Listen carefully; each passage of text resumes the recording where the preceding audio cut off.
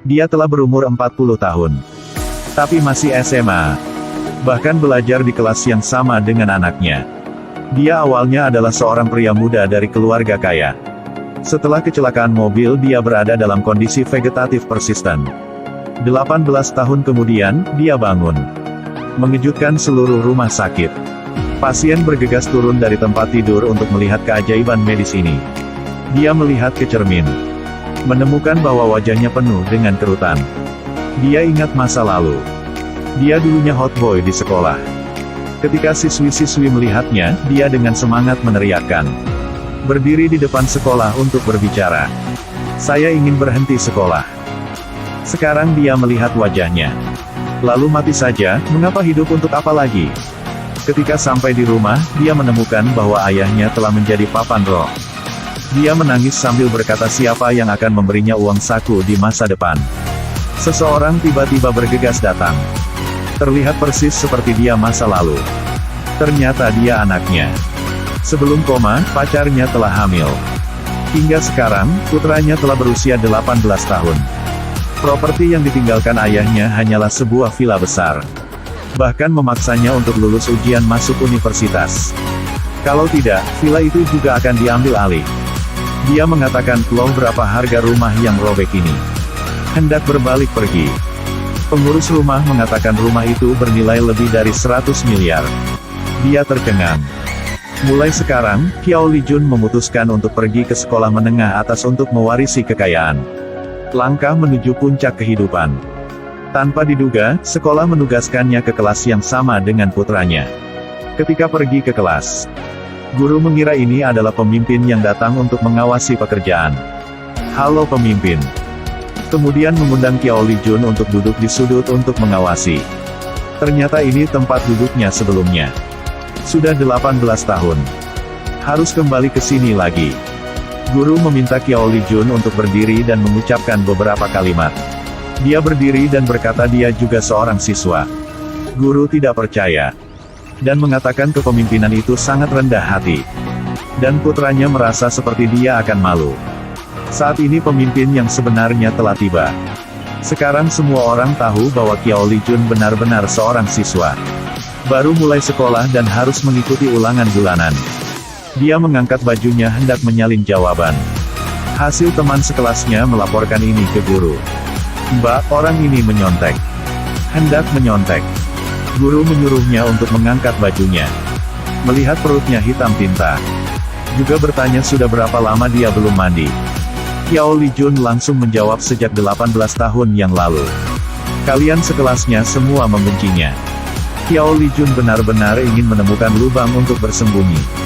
Hasil tes sudah tersedia. Putra Qiao Lijun masih menjadi yang teratas di kelasnya. Bersiap mengumumkan orang bernilai terburuk di kelas. Qiao Lijun menggunakan buku untuk menutupi wajahnya, tidak berani menatap guru. Tanpa diduga, posisi skor terendah ini bukan dia. Tetapi itulah pemuda kaya sombong lainnya. Siswa bodoh ini bahkan merasa sangat terhormat. Dia bahkan menunjuk Qiao Lijun seolah-olah ingin mengatakan, aku telah memperhatikanmu. Sepulang sekolah, dia berjalan sendirian di jalan. Tuan muda jahil itu memang sedang menunggu dia datang. Mereka merupakan kelompok jahil sekolah. Karena di sekolah ini, jika belajar yang terburuk, akan harus belajar lagi. Dan kelompoknya berspesialisasi dalam posisi terburuk. Dia sudah belajar di sekolah menengah di sini selama 6 tahun. Saat ini dia mengancam Qiao Lijun untuk bergabung dengan kelompoknya. Tapi Qiao Lijun tidak setuju. Ketika dia akan berurusan dengannya, guru mereka datang. Qiao Lijun berusia 40 tahun dan masih duduk di bangku SMA. Bahkan menjadi teman sekelas dengan putranya. Anaknya murid yang baik. Dan Qiao Lijun adalah murid tertua dan paling bodoh. Pada hari itu, saat mengikuti ujian, Kie Kun menantang Qiao Li. Dia tidak pernah bilang apapun. Kie Kun mengangkat tangannya untuk melaporkan bahwa Qiao Li selingkuh. Teman itu menyontek Mbak. Tepat di bawah meja. Di sudut kiri juga menulis. Jawabannya. Qiao Lijun langsung bingung. Guru datang untuk memeriksa. Tidak ada dokumen apapun di bawah meja untuk menyontek. Ternyata Qiao Lijun telah menemukan jebakan yang diatur Kie Kun. bahkan menempelkan dokumen di bawah meja Kie Kun. Qiao Lijun berbalik untuk memprovokasi Kie Kun. Kie Kun segera panik. Qiao Lijun perlahan mengangkat tangannya. Pada akhirnya, dia tidak menuduhnya ke guru. Dia bahkan berbicara omong kosong untuk menipu Kie Kun tersentuh hingga meneteskan air mata. Kie Kun bertekad untuk belajar keras. Setelah pulang, ayah meminta bantuannya. Kie Kun bilang dia ingin belajar. Belajar apa yang harus dipelajari? Ayahmu bahkan tidak pergi ke sekolah. Masih kayak ini. Bukankah aku sudah memberitahumu sebelumnya? Cepat lulus dan datang ke sini untuk mewarisi warisan. Apa aku mewarisi warisan apa? Kamu masih belum mati. Apa yang aku warisi? Setelah mengatakan itu, dia berbalik dan pergi. Ayahnya berpikir bahwa Kie Kun minum obat yang salah. Sementara itu, Qiao Lijun ingin lulus ujian masuk universitas. Jadi dia meminta putranya untuk mengajarinya. Lising dan menyuruhnya untuk mengamati karakteristik orang itu. Ingat kata-kata dan perilaku orang itu. Qiao Lijun mengamati pria berkalung emas ini. Apakah kamu percaya aku akan membunuhmu? Apakah kamu percaya aku akan membunuhmu? Tidak ada yang akan menyelamatkanmu di sini. Tidak ada yang akan menyelamatkanmu di sini. Jika ada orang, aku masih akan membunuhmu. Jika ada orang, aku masih akan membunuhmu. Setelah dia dipotong, giliranmu. Setelah dia dipotong, giliranmu. Tak disangka, kali ini Qiao Lijun mendapat nilai maksimal untuk esainya. Gara-gara esai ini, dia dipukuli sampai mukanya membiru. Qiao Lijun dengan gembira melambaikan tangan kepada semua teman. Kie Kun juga telah menjadi sahabatnya. Hari itu Qiao Lijun diseret ke dalam mobil van. Pergi di depan seorang pedagang. Dan pedagang itu adalah ayah Kie Kun. Dia mengancamnya untuk menyerah dari ujian masuk universitas. Jika demikian, dia akan memberinya 20 miliar.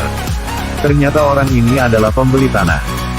Selama Qiao Lijun tidak kuliah lagi, maka rumah senilai 100 miliar milik Qiao Lijun akan menjadi miliknya. Jika demikian maka akan ada rumah. Dia sedikit bingung. Dengan prestasinya, sangat sulit untuk masuk universitas. Jika dia tidak lulus ujian, maka tidak ada apa-apa. Jadi jika dia hanya butuh keluar dari ujian masuk universitas, dia akan memiliki 20 miliar. Sama sekali tidak ada bahaya sama sekali. Dia kembali dan memberitahu putranya tentang ini. Tapi Lising tiba-tiba agitasi. Dengan tegas menentang Qiao Liju yang keluar dari ujian masuk universitas. Aku koma selama 18 tahun. Itu 18 tahun. Setelah aku bangun, semuanya dunia ini telah berubah. Teman-teman seumuran denganku, telah meninggalkanku di belakang. Uang adalah satu-satunya cara bagi ayah untuk mengejar mereka. Aku sudah berusia 40 tahun. Setiap hari aku harus berurusan dengan orang yang lahir pada tahun 2000. Apakah kamu mengerti ayahmu? Kalau begitu, bagaimana dengan usaha kita sebelumnya? Anggaplah saja aku seolah-olah aku buta. Kamu juga menjalani kehidupan nyatamu. Lising dikecewakan oleh ayahnya dan pergi. Dia juga kesulitan berdiri di antara dua pilihan sulit. Tapi dia tetap pergi ke tempat ayah Kie Kun untuk mendapatkan uang.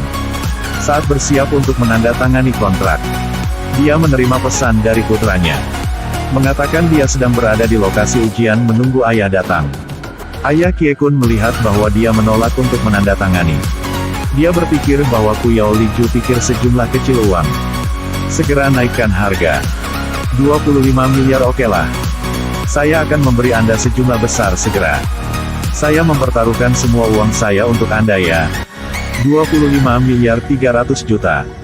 Dia mengingat kata-kata yang dikatakan putranya. Dia tidak ingin orang lain memandang rendah dirinya. Dia ingin berani untuk membuktikan dirinya. Dia meletakkan penanya. Dan menolak tawaran itu. Dia memutuskan untuk kembali ke ruang ujian. Tapi ayah Kie Kun mengirim seseorang ke pintu menunggu Qiao Lisi. Tiba-tiba Kie Kun muncul dan mengantar Qiao Lisi ke ruang ujian. Kie Kun adalah putra kandungnya. Hari ini, agar melindungi temannya, dia berniat untuk memukul ayahnya. Hari ini, siapa yang berani menghentikan Kak Qiao pergi ke sekolah untuk mengikuti ujian? Aku akan berurusan dengan orang itu. Kamu berani menentang ayahmu? Ayah, ada ini yang sudah lama ingin kukatakan padamu. Sudah sejak lama, kamu terlihat tidak menyenangkan di mataku. Ayo, tangani mereka untukku. Ayahnya sangat takut sehingga dia bahkan harus bersembunyi di dalam mobil. Kedua belah pihak bertarung. Pada saat ini, kelompok siswa hebat Lising telah tiba. Amankan dia ke ruang ujian.